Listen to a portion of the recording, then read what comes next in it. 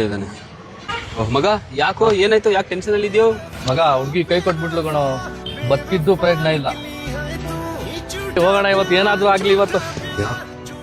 ನೀನ್ ಹೋಗು, ನಾನು ಆಟೋದಲ್ಲಿ ಬರ್ತೀನಿ. ಸ್ವಲ್ಪ ಬೇರೆ ಕಡೆನೂ ಹೋಗ್ಬೇಕು, ಆಯ್ತಾ? ಸರಿ, ನೀನ್ ಹೋಗು, ಆರಾಮಾಗಿ ಹೋಗ್ಬಾ.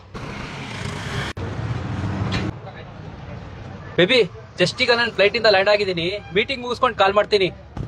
ಬಾಯ್. ಯಾಕಣ ಹುಡುಗಿರ ಹತ್ರ ಎಲ್ಲ ಸುಳ್ಳು ಹೇಳ್ತೀರಾ? ಈ ಸುಳ್ಳು ಹೇಳ್ಕೊಂಡು ಪ್ರೀತಿ ಯಾಕಣ ಮಾಡ್ತೀರಾ?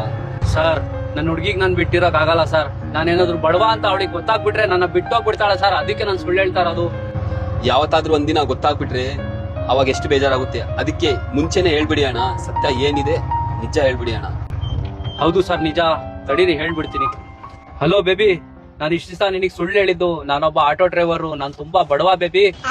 ಸರ್, ನನ್ನ ಫೋನೇ ಕಟ್ ಮಾಡ್ಬಿಟ್ಲು ಸರ್. ಟೆನ್ಷನ್ ತಗೋಬೇಡಿ ಅಣ್ಣ, ಫೋನ್ ಮಾಡೇ ಮಾಡ್ತಾಳ ಅವಳು. ಟೆನ್ಷನ್ನೇ ತಗೊಳಕ್ ಹೋಗ್ಬೇಡಿ. ನಿಮ್ ಪ್ರೀತಿ ಯಾವತ್ತೂ ಸಾಯೋದಿಲ್ಲ. ತಡೀರಿ, ಫೋನ್ ಬರ್ತಾ ಇದೆ. ಹಾ, ಹಲೋ. ಹಲೋ ಮಗ, ನನ್ನ ಹುಡ್ಗಿ ಫೋನ್ ಮಾಡಿದ್ದು ಕಣೋ ಈಗ. ಹಾ ಮಗ, ಹೌದೇನೋ? ಇರು. ಹಾ, ಇವಾಗ ಹೇಳು ಮಗ. ಯಾರು ಆಟೋದವನು ಪ್ರೀತಿಲಿ ಸುಳ್ಳು ಹೇಳಿ ಬೀಳಿಸ್ಕೊಂಡಿದ್ದ, ಮತ್ತೆ ನನಗೆ ಸಿಗ್ಬಿಟ್ಲು.